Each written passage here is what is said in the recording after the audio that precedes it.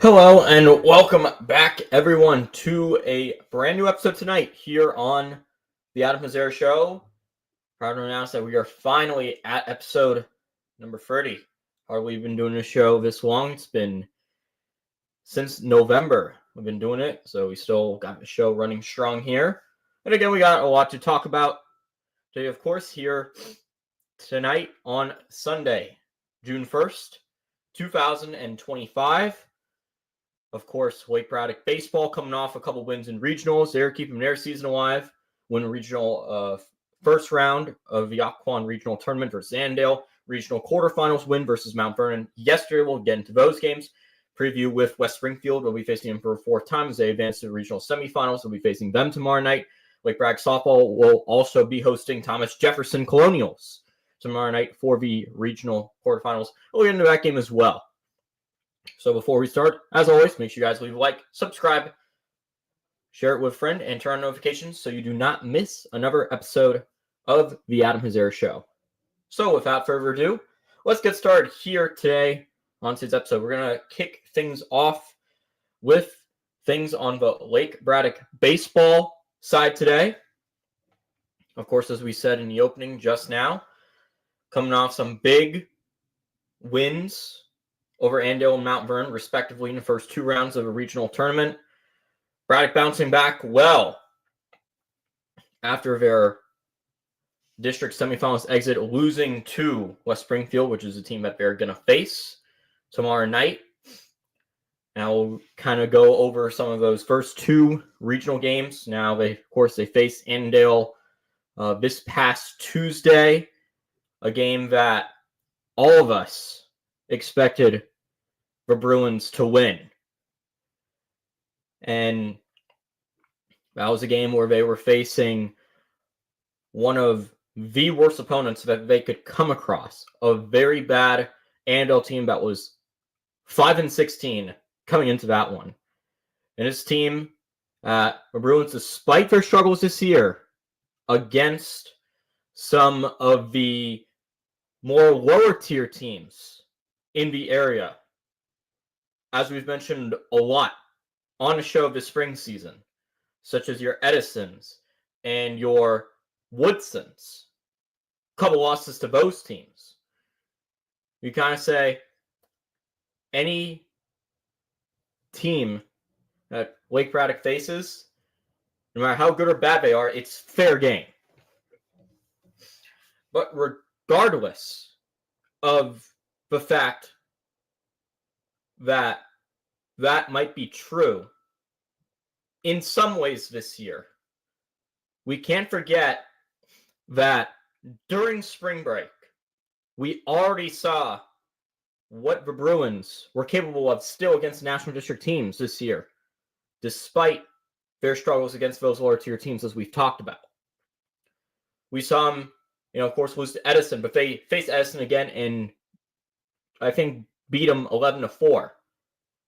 They beat Hayfield, who destroys everybody in the National District, 15-3. They don't even have to use Bo Padgett on the mound for that game. They went to Leo Dolomo, who has done well against some of the weaker teams that the Bruins have faced this year.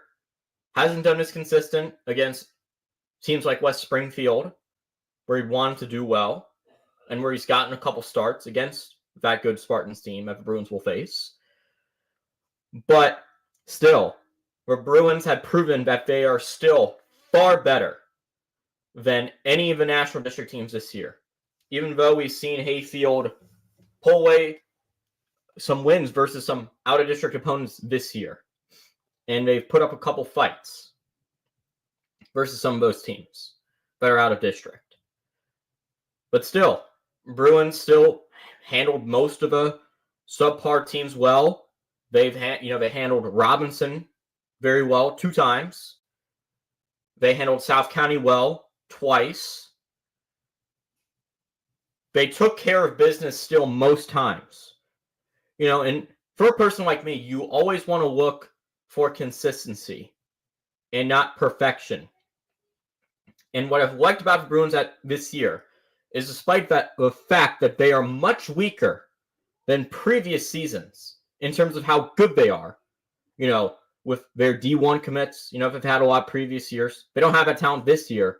They've still done a really great job in being consistent. Not perfect, but still being consistent in defeating teams that they should beat. And that despite that, it came with some struggles.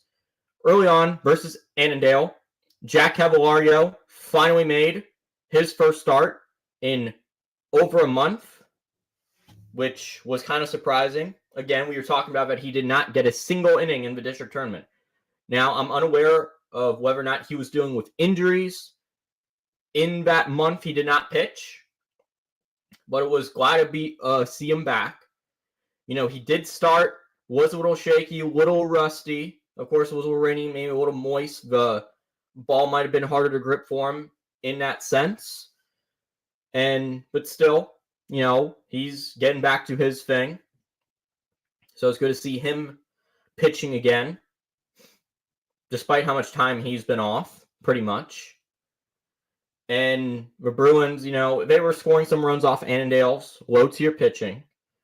They were, they were taking advantage of a lot of Annandale miscues. And again, Bruins were playing kind of sloppy, giving up a few runs on some poor defense. But still, it was good enough. Took them a few innings to finally break open. Like I said last week, this is a game where you would expect the Bruins to mercy rule them probably. And that's what they did. So the Bruins took care of business versus a very bad Annandale Adams team. Season is now over. Bruins advanced to the region quarterfinals. And then they faced Mount Vernon yesterday. Game was postponed a couple days, of course, because of the rain. We only one day. Beg your pardon. But the Bruins, still in that game, were able to get it done. Now, this Mount Vernon team, much tougher than the Annandale team. And Mount Vernon, they've beaten Edison this year, and Edison's beaten Braddock. You may think this was a game where maybe the Bruins would have some challenge. It didn't seem like that. Really early on, Bruins seemed like they were in control of the game from the get-go. Bruins gave Leo Dolomo the ball to start. He was struggling a little bit, playing at Justice with the turf field. He had to change his cleats in the middle of it. I think the cleats was affecting his command. Now, we've seen Leo Dolomo in general have a lot of command problems this year. That's the thing that's really been killing him on the mound. But the change of cleats happened to work. Pitched a good, I believe, 5 scoreless innings. And he came out after the long rain delay and still fired and was still healthy. Bruins offense got the job done. 7 runs in that game. Not a lot of stress about. Only 1 run given up. Jack Cavalario pitched 2 innings in relief. A bit of panic is saying, you wanted to save him for Monday. I'm not sure how many pitches he threw. I'm pretty sure he'll be eligible for Monday, where the Bruins will where they might have to go with him in relief against West Springfield. We probably know Bo Padgett, the Bruins ace, is going to be pitching versus that very good Spartans team. Jack Cavalario should be available for that game. It should not be Leo Deloma. We'll get into that a little bit, though. Finish up in this Mount Vernon game. So the pitching by Leo was very good. Did well against a Mount Vernon lineup that stat pads against a lot of the National District. Did his job, as he's expected to against some of those lower tier teams like Mount Vernon. Bruins again were consistent in handling those National District teams this year. Yesterday, morning and afternoon. And a good thing is to see in the lineup is that left fielder and sophomore Ryan Harding is now back in the lineup. Of course, he's been missing a lot of games over the last month. I think dealing with some back problems. So the Bruins have been not able to start him as he's been recovering from that. But now it seems like that he is healthy enough to now start. So that is a big boost for Bruins outfield that outside of Evan George, who was first team All-District this year, has been very inconsistent in those corner spots. I don't think Bruins want to see another look at anyone like Kenny Hawkins or Matthew Holcomb the rest of the season. Unless you're watching Matthew Holcomb play football, no one wants to see him. No one probably really wants to see Oliver Crandall either. But Crandall is probably the best options of those, of who would they want to go with in that right field revolving door that we've talked about this year, and where no one's been consistent really there. Crandall at least has 1 year of experience under his belt, and so he will probably be more used to handling the pressure in big-time situations, and that's honestly who the Bruins should start because of that. So you should be seeing him start in right field for the rest of the season. But now Ryan Harding, who comes back, who could have been All-District had he not been hurt, I highly believe that. He's now someone who adds a big bat to a Bruins lineup that's been sorely missing him. Of course, the Bruins lineup had been inconsistent at times without him. It'll be a lot better with him in there going into that good West Springfield game. So, with that being said, it's good to see that Ryan Harding is back. Bruins lineup looks as good as it gets in terms of it being the best you can see from them this year. No more of Kenny Hawkins or Matthew Holcomb for the rest of the season. Should be that way. Have Crandall start the rest of the games in right field. That's who we want starting against an opponent like the Spartans. And that leads us into the West Springfield game, where you should see Bo Padgett starting. Now, I heard that the Bruins were kind of hesitant to say if whether or not Padgett was going to be starting versus West Springfield. Now, of course, it had to do with whether the fact or not the Bruins would have to use him against Mount Vernon. Now, obviously, Bruins got up to a big lead. They won the game 7-1. There was no point where they had to go to him. Leo pitched well. Bruins offense, did good. They did what they were supposed to. And so, good thing they didn't have to use him. So now, they might have been thinking, okay, well, with how the Bruins have played this year, it's been kind of hot or cold with their production. This might be a game where we have to turn to them. And we might not have a choice. But the Bruins, whatever they performed yesterday, are able to go on to that West Springfield game and start him against the opponent to beat in the Occoquan region.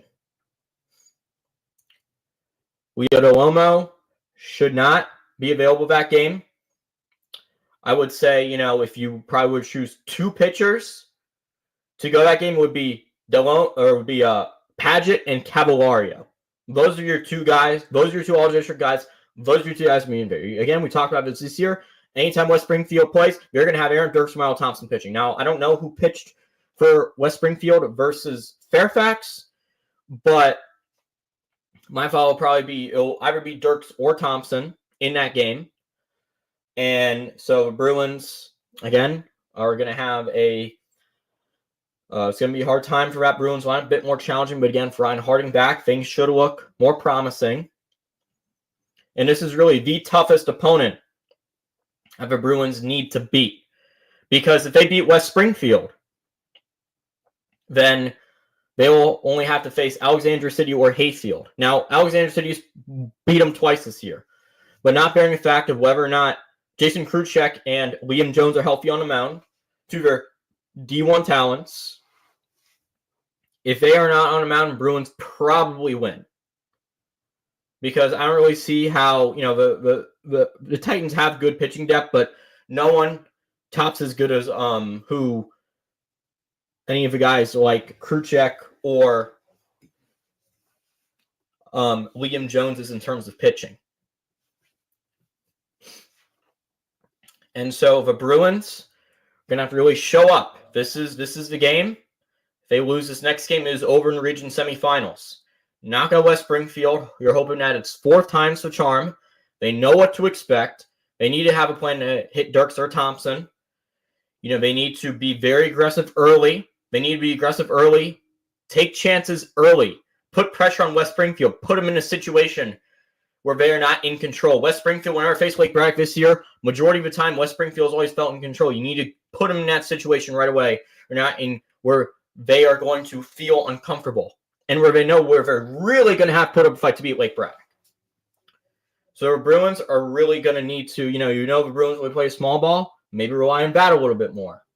Rely on a little bit more speed. Evan George gets on. Try to get him to steal.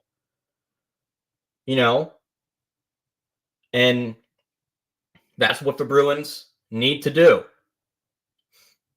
to try to hit off Dirk or Thompson, whoever it is who's pitching. They need to find a way to throw them off and get the early lead. They need to be on it right away because that West Springfield lineup, led by Caleb Williams, a Liberty commit, and other really good players in that lineup, they will do damage. And we've seen West Springfield this year. They can get some good line drives off Bo Padgett. That West Springfield lineup is no joke in the Occoquan region. West Springfield lineup has guys who hit for power and who will strike the ball hard. So, that being said, the Bruins need to show up tomorrow versus West Springfield. You're hoping again with Ryan Harding. The lineup will be looking its best. Everyone else who's been a regular this year has done well, is healthy.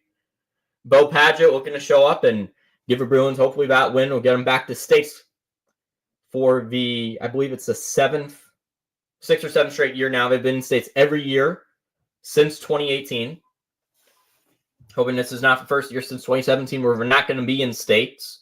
West Springfield looking to get back into states as they were not in it last year. Braddock eliminated them in the region semi, so rematch last year that game. So that will all be happening tomorrow over at Fairfax. Now let's jump over to the Lake Braddock softball side. Now, they didn't play at all last week due to the fact that there was rain. The game that they were supposed to play on Friday. They didn't play Tuesday because they had a bye for the first round of the regional tournament. So they automatically are in the regional quarterfinals. They're going to be hosting the Thomas Jefferson Colonials out of the National District. They have a free seat out there. So they'll be playing them tomorrow. I'll be on a call for that. Make sure you tune into the Lake Braddock Student Broadcasting YouTube channel for all the news on that game. Anyway, so the Bruins should be in a situation, again, facing a National District team that they have to beat, and they should be able to beat. You wonder concerns surrounding Mackenzie Verdejo. Of course, she didn't have the best outing versus the Spartans. Her shortest start of her career, only 2 innings, 5 runs given up on 3 homers. Now, here's the thing. I heard that she was dealing with a bit of a hamstring issue. So that's what attributed to her leaving that game early. And very much so the reason probably why that she didn't have her best stuff in that district finals game versus West Springfield back on May 23rd. So, she's had over a week. So hopefully that hamstring problem is been resolved. And she should. The expectation is that she will fire some good strikes and she'll pitch well against a Thomas Jefferson team, again, that looks good on paper. Again, good record. But again, stat pads against a really, really bad National District team where 5v8 teams under 500 or even teams over 500 don't really have a lot of talent. And Thomas Jefferson is one of those teams that look good, but they don't really have a lot of talent. Because again, they stat pad and they have and don't really have the best players. And the Bruins, again, we talked about this in baseball in here today, the show. Bruins handled Hayfield well in baseball despite their struggles this year. Bruins in softball, they should be able to handle, they've already handled Hayfield 2 this year. They faced them at home back on March 26th. They beat them 11-5. They didn't even have to use McKenzie for 5 of the 7 innings that game to win that one. The offense should do well against Thomas Jefferson. Now, I think the only problem it'll have is maybe adjusting to facing Colonial starter Josie Whitaker, who they have not faced before. Now, she's been good in National District. She's probably been their most consistent pitcher over in that district the last few years. 3-time first-team All-District pitcher, second-team All-Region last year. So that might be a bit of a struggle maybe early on for some of the Bruins hitters to try to figure her out and try to hit in terms of hitting her. And so that might be a factor going against them. But again, they shouldn't take long to figure her out. I don't think she's that good enough to pitcher where she's going to dominate the Bruins so much. I still think even with the Bruins, again, the bottom of the lineup not being very consistent, they have hit again against the weaker pitching. So this is also be a game where the Bruins bottom of the lineup 6 through 9, whoever they put out there, Sevier, Federico, Lauren Allen, Sarah Allen, Marissa Trejo Lemus, Eva Dubray, whoever should be able to hit. As we've seen a lot this year. And the Bruins should be able to win this game. This could be a game where, maybe it won't be a mercy rule because we haven't seen the Bruins, mercy rule opponents as much this year. They could mercy rule them. I definitely see that being a factor. But if the Bruins should be able to win this game, and if they win, they're going to be facing Hayfield or Robinson. You'll notice not one of those two teams named West Springfield or South County. West Springfield, of course, has been the bane of the Bruins this year, beating them soundly 3 times. And South County, who the Bruins have beat 3 times this year, but South County's played arguably 2 close games with them.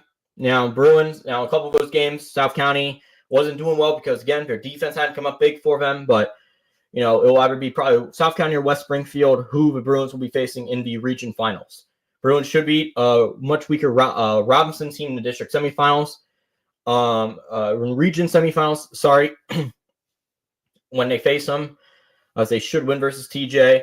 And then, of course, the Hayfield teams have already beaten Soundly this year, should be the heavy favorites in that one in the region semis. They've beaten Robinson Soundly twice this year, even with, maybe them having some of the better pitching talent, Robinson. So their pitchers have still struggled this year. Their offense isn't nearly as good. I expect Verdeo to fire well in that one. You expect the whole offense, to chip in that game as well. Kind of the same story with TJ. And region finals, we'll be looking at West Springfield or South County. Might have another show later this week to maybe discuss the region finals games. I'll let you guys know for sure. But if I'll end it today here on the Yams Show, make sure you guys like, subscribe, share with a friend, and turn on notifications so you do not miss another episode of the show. Thank you guys so much for tuning in, and have a great day, everyone.